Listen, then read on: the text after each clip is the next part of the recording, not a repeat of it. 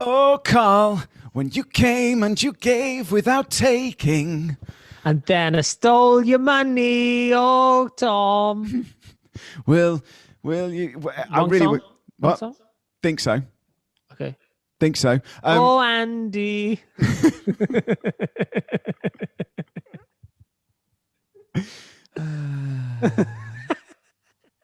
Right, welcome to the Awkward Turkey podcast. It is the second week in May. Yeah. We hope you're having a wonderful time in May, and I hope the sun is shining. We're going to roll these titles very, very quickly now.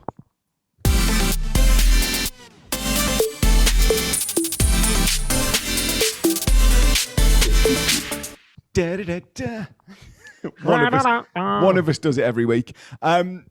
Really quickly, because we've had such a long conversation. I say a long one. It's been a great conversation with comedy genius Ignacio Lopez. I've learned how to say his name. I didn't even get to ask him what his favorite joke was. I think we're going to have him on again based on how lovely he was. I think we're going to have him on again. Ask me what my favorite joke is. What's your favorite joke? It's the fastest cake in the world. Scone! It's an awful joke. Awful joke. You had any joke in the world and you didn't even have to write it. Brilliant. But what we're going to do is we're going to very, very quickly get into the guest because we chatted to him for a little bit longer than we thought we were going to. What? Nothing. And you still laughing about what was said on the show? Scone.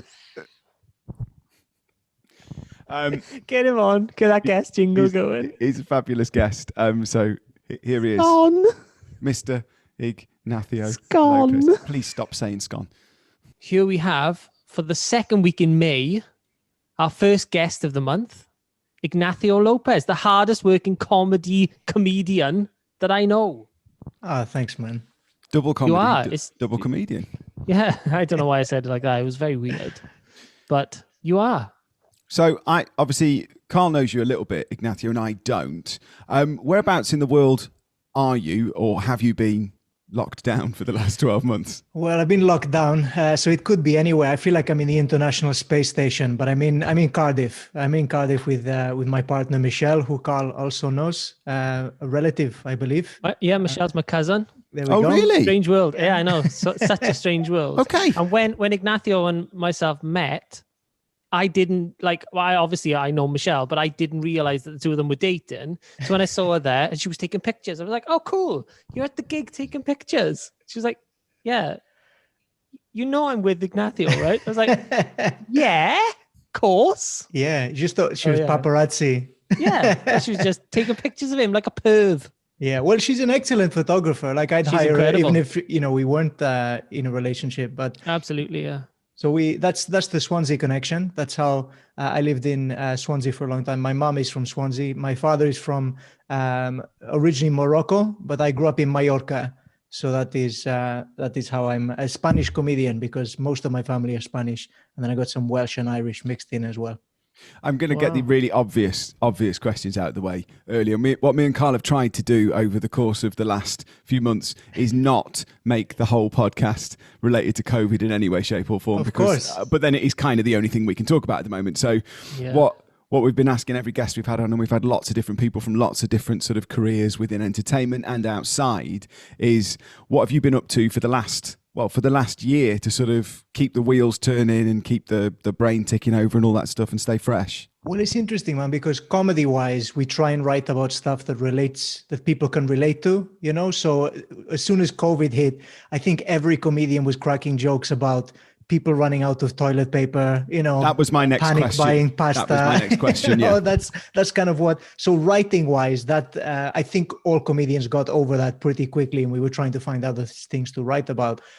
Performance-wise, I mean, similar to what you guys have experienced is I wasn't able to do what I would consider my job. I wasn't able to travel and go work and do it and perform around the country that way. So I just went online. I started doing gigs online, performing on Zoom, on Microsoft Teams, which is by far the worst platform of all time. Of all of the video software options, we've not used Microsoft Teams. No. So before you carry on and tell us more about it, I was saying to Tom that you genuinely work incredibly hard but you kind of had a big year coming up, I think, in 2020. It was like kind of, you worked so hard at building and building and building, and you were kind of just on the point of exploding into maybe the comedy world. That sounds rude, but it's not meant like that. But like, no, I get it completely, man. Do you know what I mean? Kind yeah. of just at the point, like almost like what it would be a support act for me. Like I would be the support act for like the big band. You were there. You were good to go. It was almost like. Yeah, it's frustrating. It was frustrating. I mean, obviously, there's plenty of other horrible things that have happened over the past year. But for me, it was like, having my tour cancelled, which was a big deal for me. We were starting to, whereas usually I'd be out, playing the comedy clubs with a lineup of other comedians, or maybe playing a solo show at a festival or something. This was the first tour I was embarking on, a proper solo tour with some backing behind us from the agency and things. And that just all got swallowed up and cancelled. It was my first ever one. I was very excited for it. Sorry to hear that, man. Sorry to hear that. It's okay. Well, there's silver linings to everything. So I threw myself into online, and just to make sure I wanted to keep the people that cared about what I do. I wanted to keep them up to date, and I wanted to keep them entertained. I started doing an online pub quiz, because bloody everyone was doing online pub quizzes, but I was there week one. I think the week before we went into lockdown, I started doing an online quiz every Saturday night. Wow. Gained a bit of a following that way, just to keep people busy and entertained and show people I was still alive, and just cracking jokes, asking stupid questions, people off with Doctor Who stuff I don't know anything about, that kind of like dynamic, just those kind of arguments you get in pub quizzes was fun, and doing online gigs. So I maintained the fan base who couldn't see me live at those tours. I managed to keep them entertained by doing stand-up comedy gigs online and stuff. And weirdly, in between lockdowns in England, I managed to record my comedy special in Manchester. So, wow. Yeah, man, I was excited. So they booked me to do it, an American company called Comedy Dynamics, who release a lot of specials. They've worked with some of the biggest comedians in the world, like Kevin Hart. They put stuff out with, lots of big names. If you go through Netflix and look at the intro video, if it says Comedy Dynamics, they produced it. Right. So they got in touch, and they were like, we've been following you for a while. We were going to connect something with your tour, etc., but the tour isn't happening. Do you want to record a comedy album? And I was like, yeah, absolutely. When is this going to be possible? Because of lockdown and restrictions. In Manchester, I booked the show in, and then the venue, the Frog and Bucket, which is a legendary comedy venue up north, they put it on, but it was socially distanced. So the audience were all sort of scattered around the room. It was weird. I really enjoyed the experience. I loved it, but it wasn't the same as like, so we recorded it over 2 shows to have the audience there for the 2 rather than just cramming them all in for 1 show. Of course, right. So the atmosphere wasn't as good as it would have been if it was jam-packed, but I still had a really fun time, and the audience really enjoyed it. And we recorded it there back in November last year.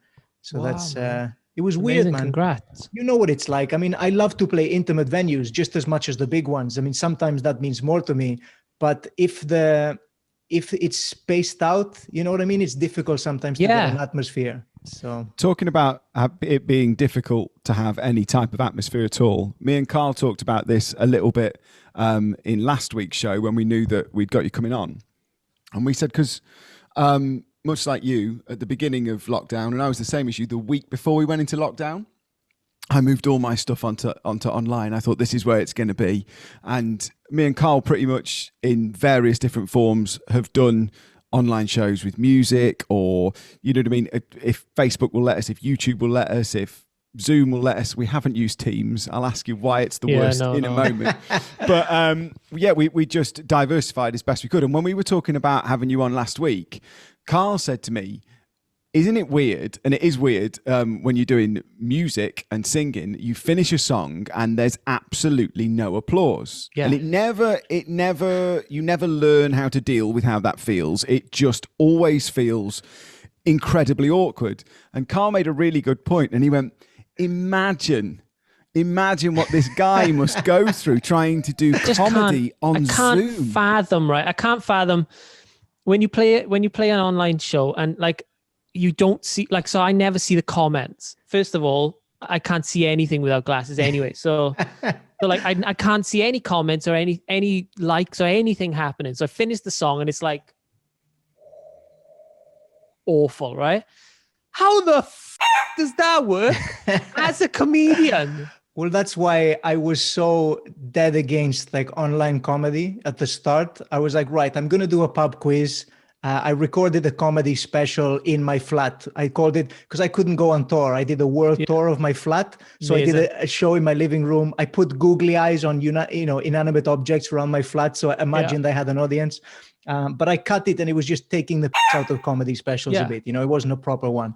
But then I'd seen some online gigs and I did a couple early on, and you couldn't see the audience. You couldn't hear the audience. It was just, comments coming up on Twitch and things like this. And it's pretty difficult because we rely so much. Or is it, oh man, can you get away with it? It's like, I think once you get used to it, right, fine. But, for 10 years, I've been traveling and doing shows and you get accustomed to it. It affects your timing. It affects everything. Well, surely most of your material as well can be changed to suit the room that you're in, or if somebody heckles you, that then becomes part of the bit, the same as it does when we're on stage. That's the funniest. That's the best bit of the show. Yeah, no, not the funniest bit, but the kind of bit that people will take back because they were like, he f***ing done him, didn't he?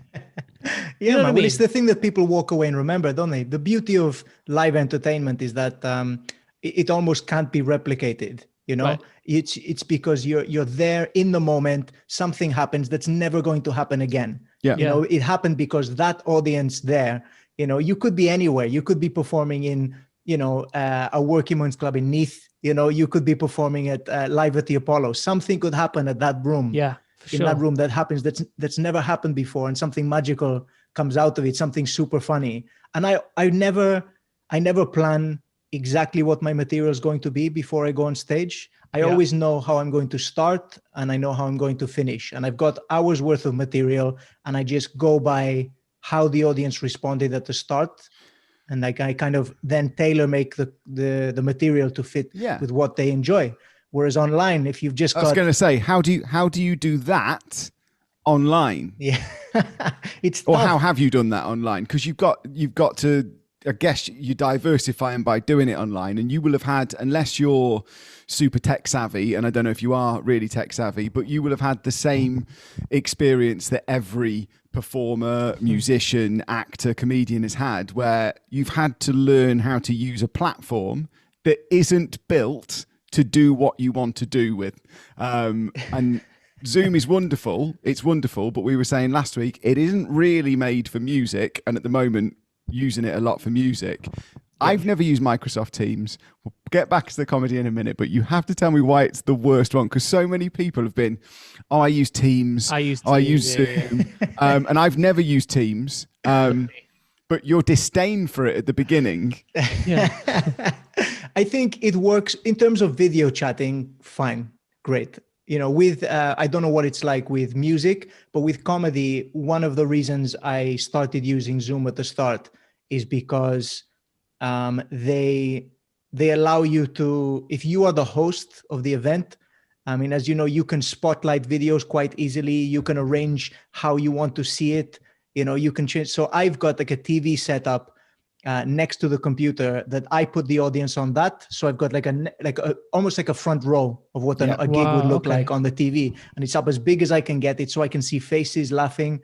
I get the sound coming through the TV. Like I get, I set it up like a comedy club in my living room, which you're looking at now, but I put up like a backdrop. I set my mic up to, as if I'm performing to a front row on my television. And you get a lot more control. Like now Zoom allows you to turn original sound, which I haven't actually clicked for this. I should have maybe done that at the start, but we're not going to mess with the sound levels now. Don't worry about it. Yeah. You can, so you've got a bit more control over the sound. You can choose, you can scroll down, and as the host, you can, if an audience member is chatting and disrupting the show on Zoom, say I've got 100 people watching the show on Zoom, I'll get somebody like Michelle will be sat in the next room as a host, scrolling down the participants, and you can see when the mic is peaking. So she will like mute people who are like chatting, or there's a dog barking in their room, or, baby crying or something, just to make sure it doesn't ruin the show. Whereas Microsoft Teams is very much like, I might as well use Microsoft Office and just type my jokes into a bar and just people can just read it that way, because I can't control who I can see on the screen. Unless I can't see the sound. There's not as many controls. They don't have like little things which you can notice, like the mic peaking where you can mute people, that participants window. Zoom just seemed to have it right at the moment, whereas I think Microsoft are playing catch up on a few things. But nobody, I don't know if you guys are the same as me, but I hadn't even heard of Zoom 12 months ago. No. And now it's probably one of the most used words in my vocabulary. People talk about conspiracy theories and like 5G and stuff. Nobody stopped to think, was it Zoom that started COVID? Because they've really done well out of this whole situation, you know? They're getting £15 a month off me every month. No, it's good. So if you would say that Microsoft Teams, and I'm jumping the gun here, but I'm pretty sure this is the correct answer, Microsoft Teams would be the worst gig you've ever played online. What if they came to you and they were like, we'd like you to do a gig for us. Are you in? Microsoft? Yeah. Yeah, absolutely. 100%. I'll do a private gig for then. Bill Gates in his bathrobe. I'll do it, I'll do it over, I don't mind. How do you manage with Zoom? When I send them an email with the ticket, so when they book a ticket, I send them instructions. I say, camera on, set your audio, everybody's mics to 40%. So everybody goes at 40%. Oh, wow, okay. So that you get a nice bed of laughter then. You don't get like somebody coming in like, like a Concorde flying over you when they're laughing or whatever. And also I switch my audio to original sound. So if it's original sound, it doesn't go up or down. There's no auto level with your sound that goes out then when you switch to original sound on Zoom. Because we did a live podcast, and like if the two of us talked over each other, like because there was a bit of adrenaline going on or whatever, it kind of, or if I played the guitar a little bit in one of them, it would go, yeah, it just kind of do that, you know what I mean? Yeah. So I was just wondering how that works with comedy. It's been major trial and error because some of the early gigs I did, that's why 40%, if everyone's on 40%, I crank mine up to 100% on everything. So it's real, crank it up to 11, like, Spinal Tap style. Yeah, just go for it.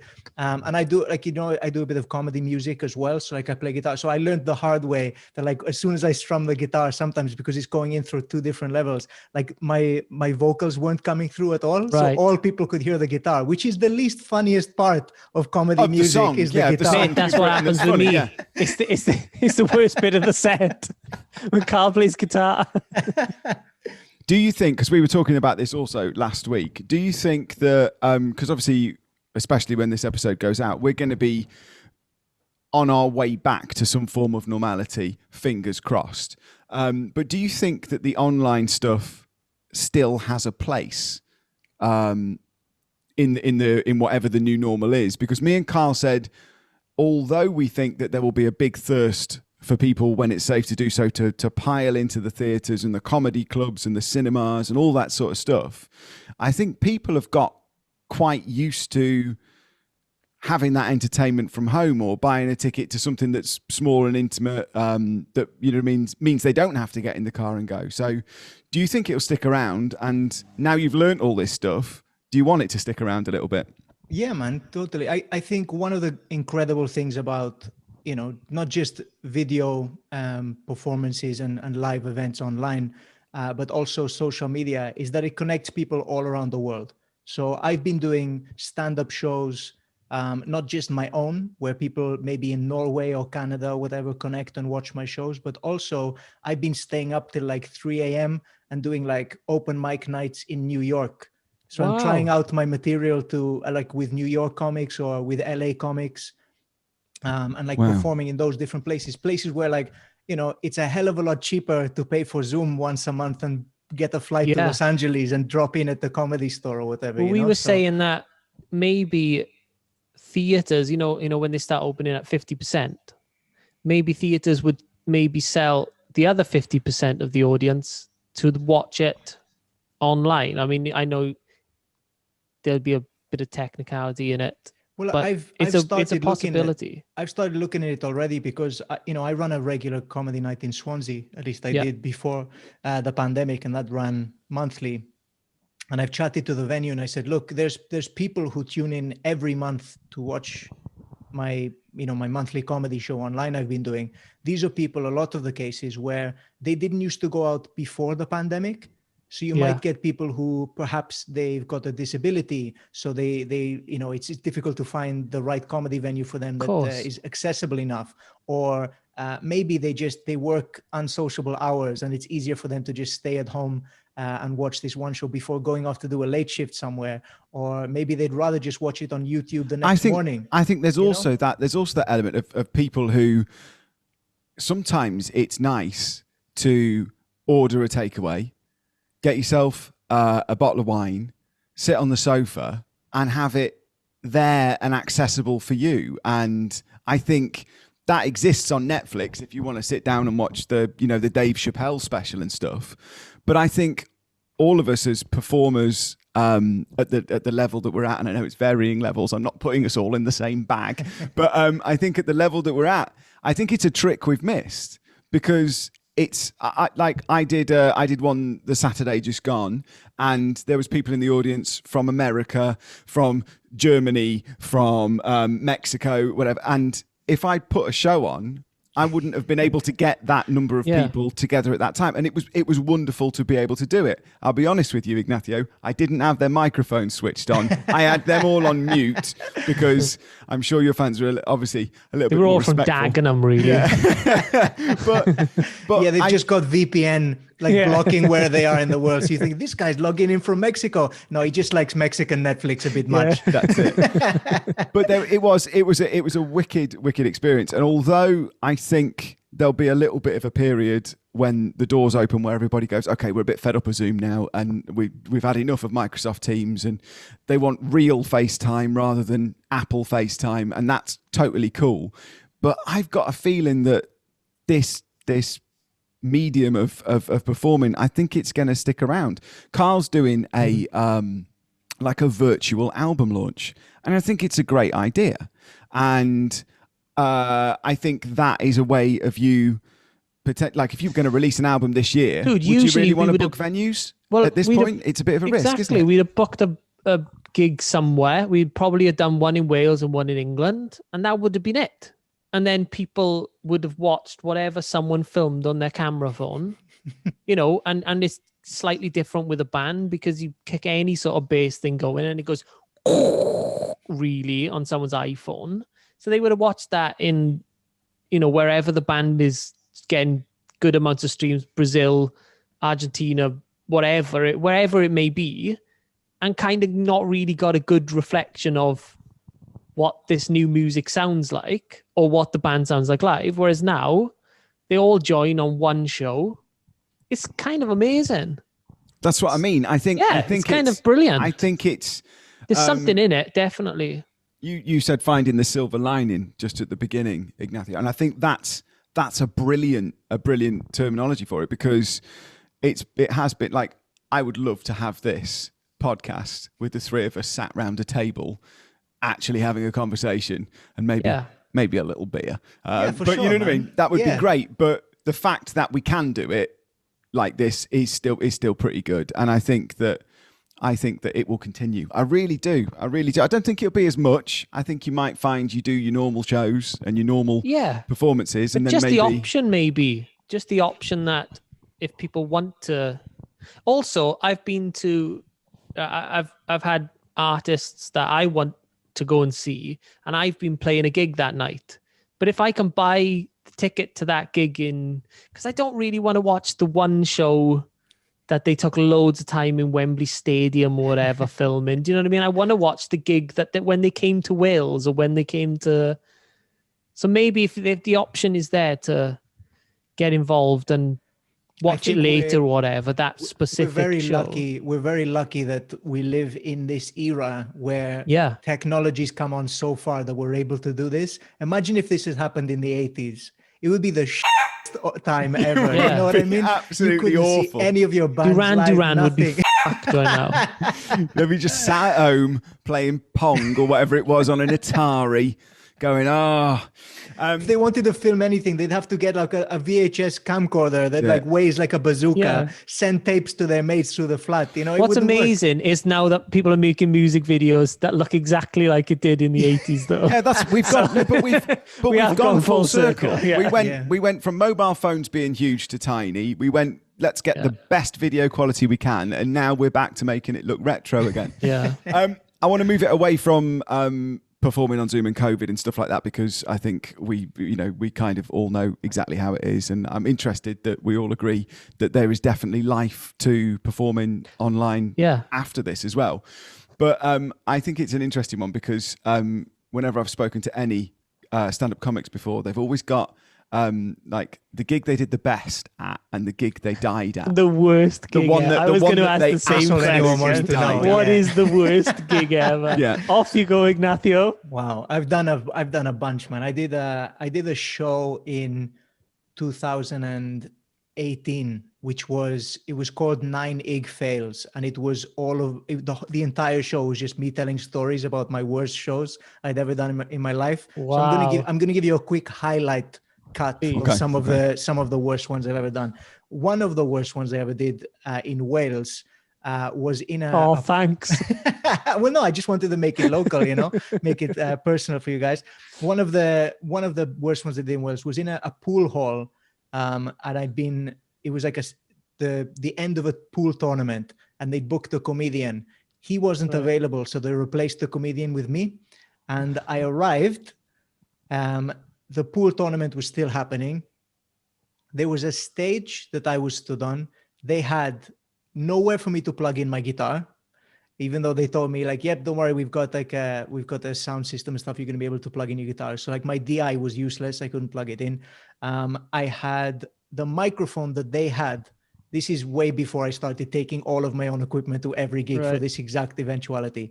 I had a microphone, which was like a really terrible karaoke style mic that they used to use to. The lead is built into the mic itself. The cable was less than a meter, and it was connected to the sound thing at the back of the stage. I was at the back of the stage for entire gig with like a length of cable like this, trying to perform sort of over my shoulder to the audience, who were 3 pool tables away from the stage. So I couldn't even see their faces because you had 3 massive pool tables. All of the guys, who I should point out, by the way, 90% of them have just lost the pool tournament, right? Yeah, so they were not in the best mood that you can imagine. I'm there with a cable performing over in the corner with this karaoke mic they usually use to announce the bingo numbers, right? I'm doing this. I'm getting nothing from them. It's silent. It's horrible. And one by one, they started walking towards me and just throwing money at the stage. And this was new to me. I was like, what's going on? Like, I'm not busking up here, right? I'm being paid to be up here and entertain you. And they kept throwing money. And eventually they were throwing it from the back of the room, coins, not notes, coins. Okay. Like this.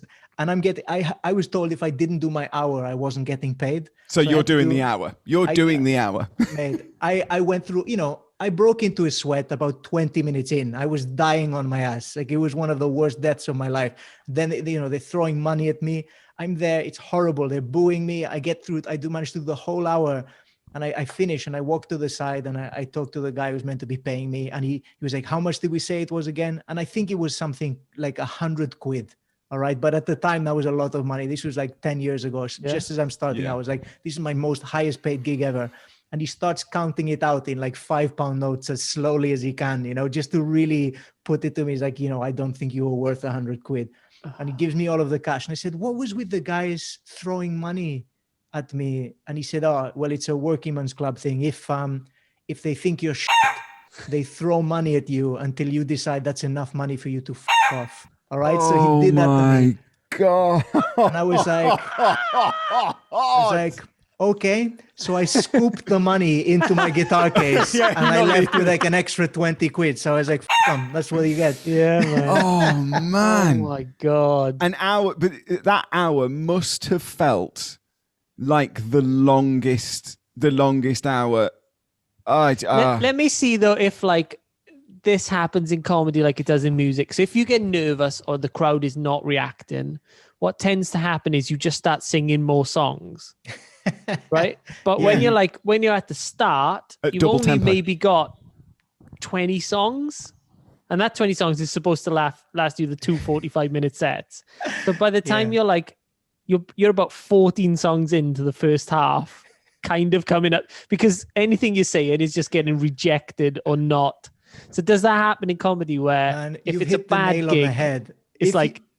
If I'm smashing it, if I'm doing really well, then, 10 minutes of jokes is 20 minutes worth of jokes. Right. You know what I mean? Yeah. They're reacting to it more. The laughter, obviously, I have to pause, wait for them to finish laughing before I start the next bit. Also, if they're laughing, I tend to do more what we call tags at the end of jokes. So I'll finish with a punchline. If they're laughing, I'll maybe put a topper on top of the joke, just a little something extra each time. You maybe comment on the room, somebody else who's laughing, you play around with it a bit more. So, 10 minutes is realistically of jokes is 15 minutes of comedy time.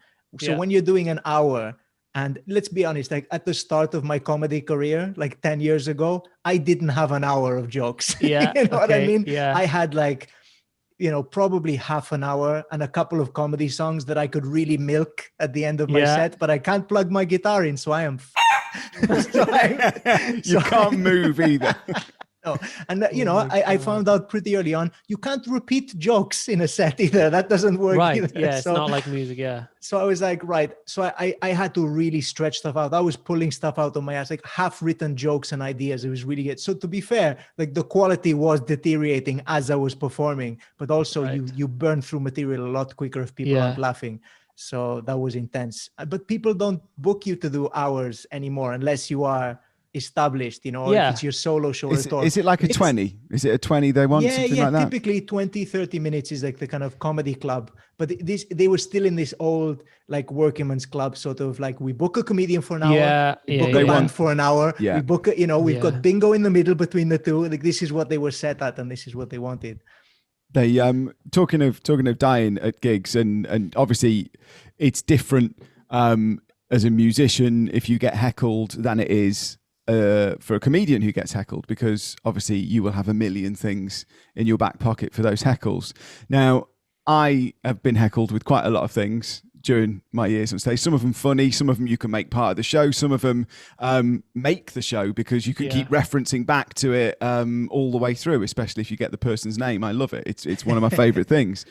And some just fucking hurtful. Some are. Now, that was where I was going with it. There's one heckle that happened to a friend of mine, and I don't know how to deal with it in any way, shape or form. It was an 8-year-old boy at a wedding who stood at the front of the stage in full earshot of everybody and just looked up at the stage and went, "You're ruining their evening." How do you deal with it? I would have just told the kid he's ruining his parents' lives. So that's what I would have done. Yeah, There's nothing funnier to me than going in hard on a kid. If there's that, for me, that's ultimate comedy. I love treating kids like adults at gigs. That's my favorite thing ever. But have you seen when kids as well. Go up to the stage and they just do this? You had that where kids they just cover their ears. Or people sit in the audience. Shouldn't be at comedy. Kids should not be at comedy. For starters, but often they haven't got a sense of humor. Some of them are great and well behaved, but let's be face facts. Most of them are little shits, and they're just going to show up. Yeah, for sure. And I've been performing on stage. One of the worst gigs I ever did was a charity show where it was in a place called St. Helens up near Liverpool. And to be fair, the woman who ran it was lovely. It was a good room for comedy, but unfortunately the entire room was filled with balloons. All right, which is not a great atmosphere for comedy. You don't need that much static electricity going on. And there was children there. I had to follow a magician who did 1 hour. Then the magician was calling the raffle. I hate following a raffle. There were 42 prizes. He had to call 42 prizes before I was being introduced. So I'm stood there. I was supposed to be on at 8 p.m. At 10 p.m., I was calling my agent up. I said, "Can you hear that?" He was like, "Yeah, what's going on?" I was like, "That's prize 15 of the raffle." Right? I'm not on stage yet. And kids are kind of bouncing balloons behind me while I'm performing. Yeah. If there's ever a kid in the audience, I told this trick to a friend of mine I picked up quite early on, and it backfired in the most horrific way. I'm going to explain it to you I will self-censor some of the words because it gets bad.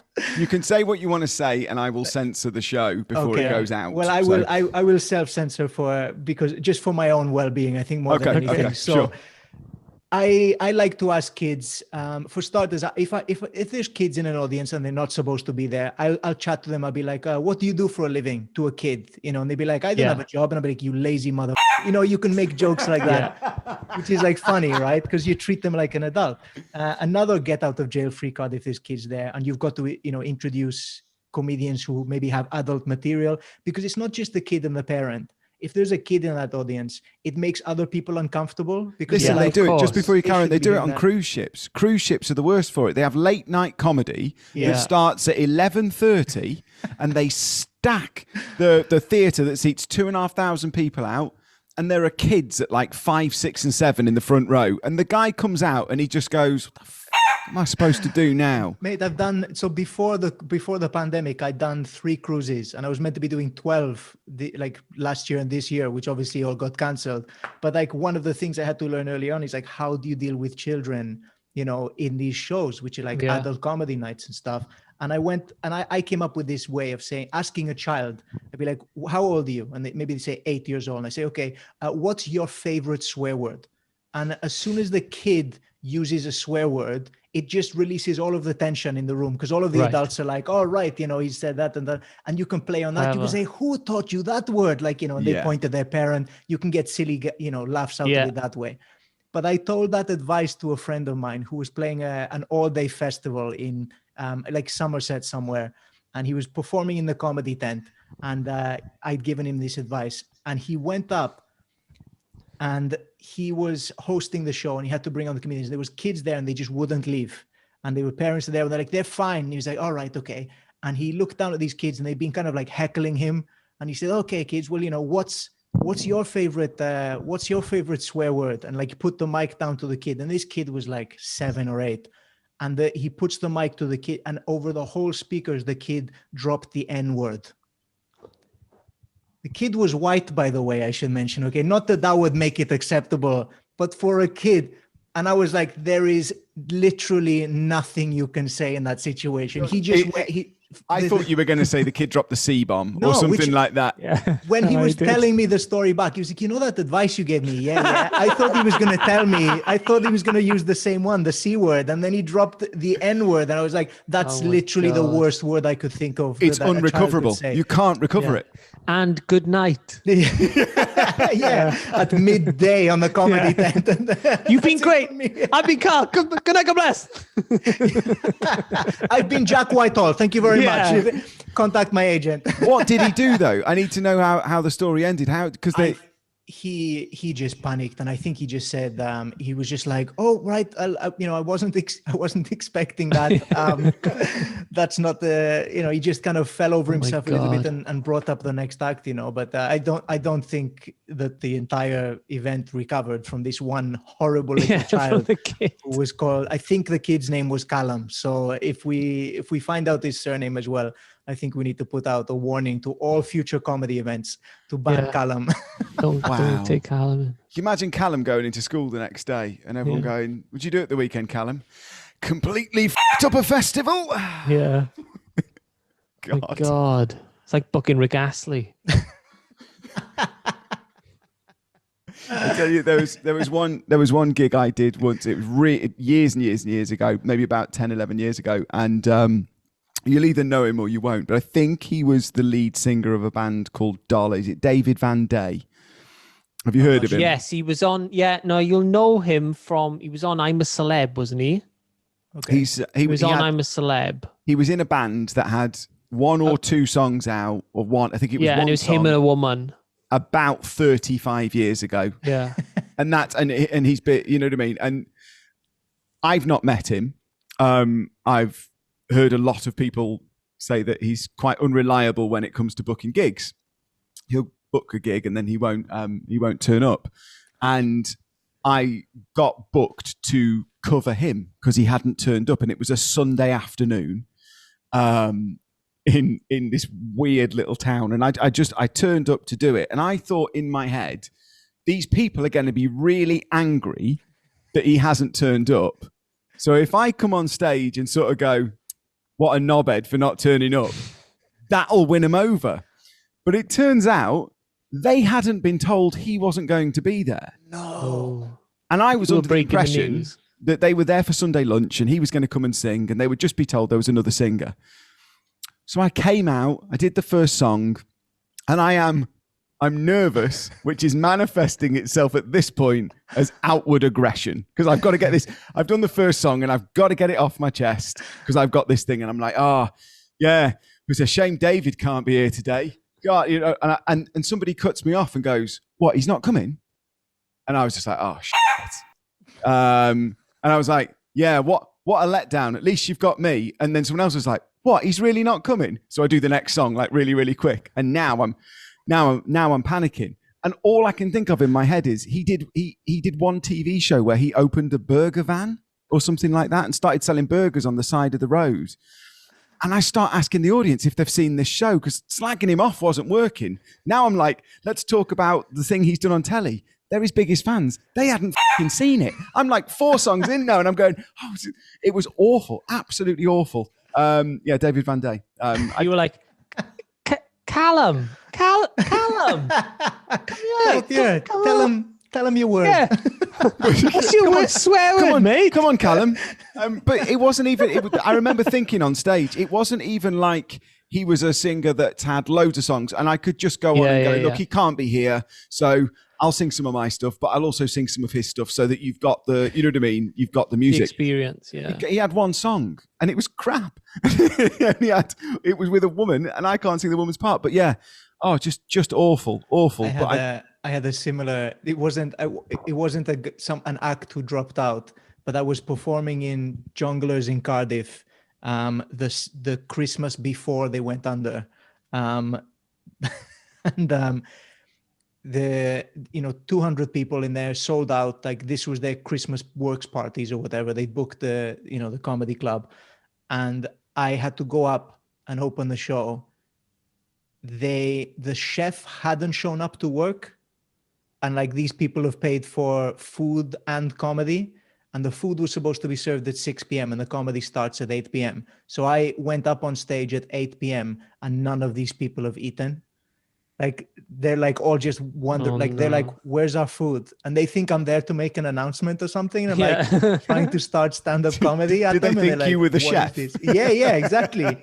They were furious. And I was just, the only way I could think to recover it was we sent them all to Burger King across the street. So they all had to go and get their own Burger King and bring it back to the venue before we could continue, because people were kicking off. It was their Christmas party. Wow. Man. And the manager's bright idea as well was like, I know how we can win them over. We'll give them all drinks tokens. These people have been drinking since 5 p.m. with no food in them as well. With no food. And he's like, here you go. Here's some free booze as well. That's the ultimate. That's a wonderful comedy audience. They're drunk. They're angry. They haven't eaten. And now they've got even more drink as well to get in them. So Ignacio, one big question I really want to know from a comedian is, who's the best comedian you've ever been to see? Oh, right. Okay. That's a great question. It's funny because like I've gotten to gig with most of my heroes now as well. Okay. So like when I started out, well, kind of. All right. Okay. I wouldn't say I've shared the stage with them. I've been there and they performed. So I did, one of my favorite comedians when I was starting out, even before I even considered doing stand-up, was Jack D. Like, he's somebody I really, love Jack D. Yeah, he's incredible. And he, people forget that he started Live at the Apollo. It used to be called Jack D's Live at the Apollo. Yeah, that's right. And he was the host for the first 10 seasons of it or whatever. And he's, just absolute dynamite, just such a complete persona on stage, like this grumpy guy. Exactly the type of comedy you're going to get from him. And it's this deadpan, beautiful one-liners and constructed observations. Love the guy. And now I hadn't gigged with him, and I booked to do my solo show in a venue in London called the Bill Murray, which is it's the Bill Murray pub, they called it, named it after obviously the famous comedy actor. And it's a great venue for comedy. And I booked to do my solo show in there. And the show before mine, because I think I was on at 10:30, 11 p.m. The show before mine was a bunch of comedians trying out material. So like lots of people doing 5-10 minute sets, just a bunch in 1 hour. And for some reason it was absolutely heaving in there. Like I think it was a Tuesday night, and usually there's maybe 20 people, but this was packed to the gills because word had gotten out that Jack D was trying out material in this gig. So like I managed to kind of like stand at the back of the room and just watch him trying out new stuff, some of it from a clipboard, and just demolishing the place. Like, where you can feel the laughter and the sweat dripping off the wall. It's just a great atmosphere in this pub in London. And then he finished, and I got to say like, oh man, like that was incredible. I'm on next. And he was like, oh, okay, great. He goes, I can't stick around. Like I was like, yeah, don't worry about it, man. That's no problem. So I was about to go on the same stage. Unfortunately, because everyone had gone to watch him, and in this like sweaty box, and it was packed in, like if the fire department found out, they would have got in trouble. Afterwards, everybody was just on this high. Nobody came in to watch my show. Oh no. Yeah. So I was just stood in there waiting, and we went out after a while, and people were like, oh, to be honest, man, we don't think we can sit and watch like another hour of comedy. And I was like, fine, man. It was weird having to perform after just watching that anyway. But that really brings you home as well. When you're feeling quite big about yourself, it's like, I've booked a solo show in London. We're so excited about ourselves, and then you can't follow Jack D, man. It's not happening. Yeah. Wow. What about you, Tom? Who's the best comedian you've ever been to see? I've ever been to see. It's a tough one because I've talked about him on the show before, and it's a different type of comedy. It's kind of awkward comedy with Tim Minchin. It's beautifully wonderful music, but awkward comedy. But for me, the Godfather is Ricky Gervais. Just Ricky Gervais. The first time I went to see him, because I'd seen the DVDs he'd done before, but the first time I went to see him, I think, was Fame. And he came on stage, and he's Where did you see the show? I want to say Wimbledon. Wimbledon. Because I saw that show in used to be called the Motor Point in Cardiff. I saw that tour as well. I saw Ricky Gervais there doing that show. It was a smaller opening one because at the time, one of the guys who'd done the voiceover for the opener of that tour, I'd helped get a ticket for me. It was just brilliant. But he opened the show with coming on stage and going, "How much did I raise alone for cancer last year?" And taking pretend questions from the audience. You know what I mean? Just incredibly ballsy. And I got the DVD, and he changed one of the lines because I think he'd had an argument with Dawn French or Lenny Henry or something, because in one of his series he had a go at Lenny Henry. And then he had a go at Dawn French because he came out and stood in front of a great big illuminated sign that said Ricky. And his second joke was, if Dawn French was here, that'd only say Roy, because she'd cover up the other letters. And that was cut from the DVD, and I didn't understand why it was. Right. But yeah, that was brilliant. And just, I think with him though, the more I've gone to see him since, the shorter his shows have become. And he does do a very short set. It's become a little bit, I don't want to say lazy, because he's one of the biggest stand-up comics in the world. He can do what he wants to do, and I love everything he does on telly. But I think the difference between Ricky and a lot of stand-up comics is like Ricky didn't start out doing stand-up, so like Ricky he never did those little gigs, no. And like that's what a lot of comics have a problem with Ricky about, because he talks about being a stand-up comedian, but he didn't come up through the clubs. He hasn't done. Right. He hasn't got on a megabus for 4 hours to go try out 5 minutes in London. You know what I mean? He quite openly owns that though, doesn't he? He's done a couple of podcasts where I think one called Deadly Serious, where he talks about saying the first time he did comedy, he'd had a TV show on Channel 4, and then the next time he'd done The Office. So although they weren't mega TV shows at the time, obviously The Office is now, he never really had to do that sort of struggle with it. But I just struggled in a different way though. Like a lot of people don't appreciate that the amount of auditions and he had to eat, like in order to get to the position he was in the first place, or the amount of scripts he was writing and sending it. I think we all go through our own journeys in certain ways, and I think it's very easy to be snobby about something sometimes and be like, they didn't make it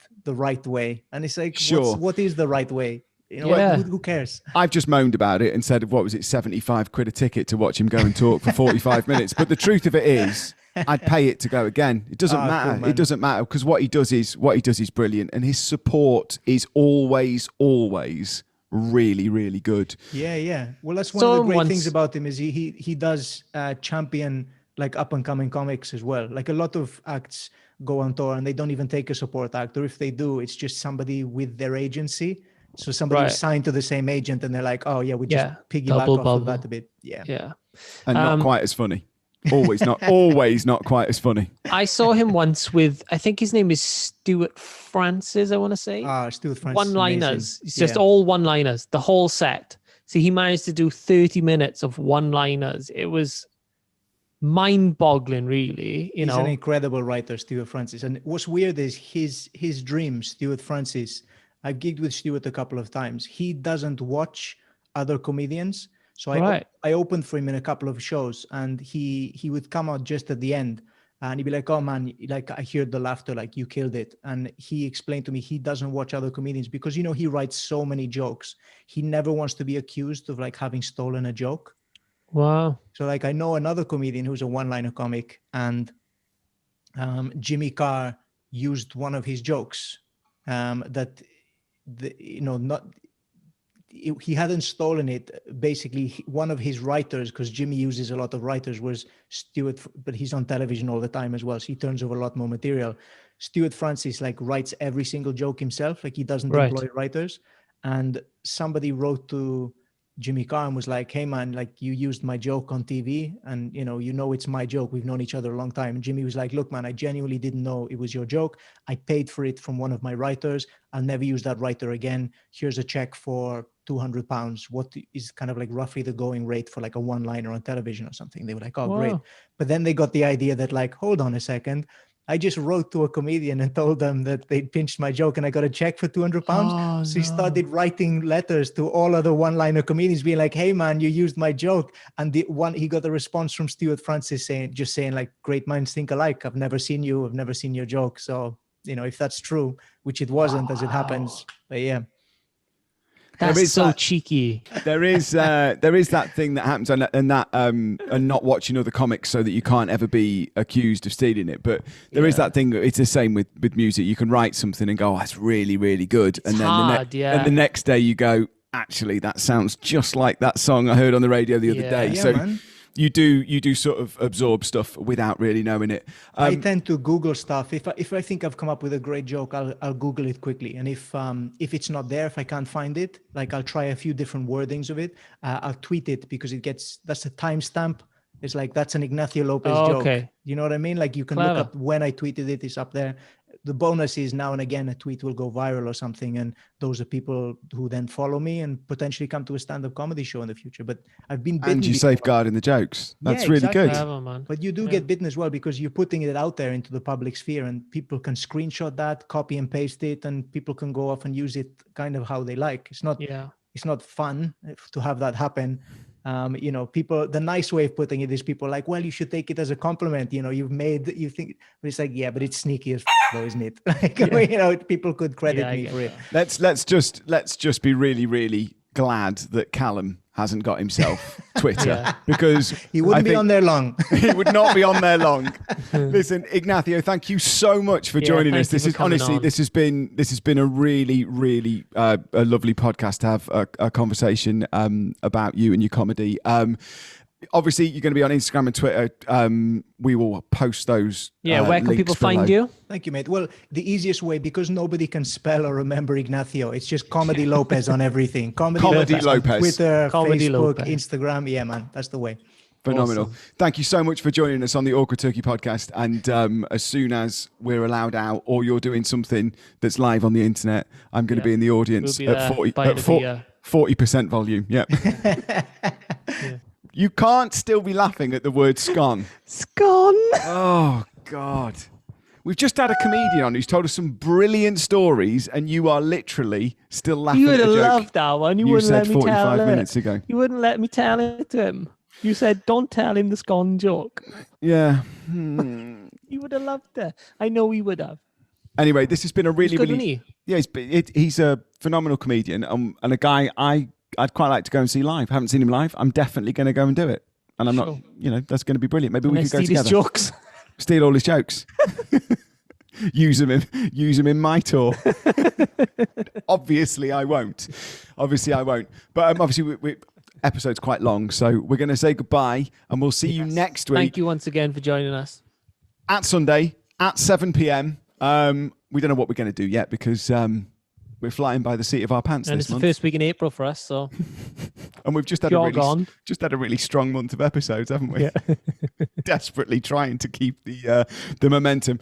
Thank you, as always, for watching. Thank you to Ignacio Lopez. Check him out on Comedy Lopez. And we will see you next week for more chats and for more big laughs. We promised you them. You're getting them.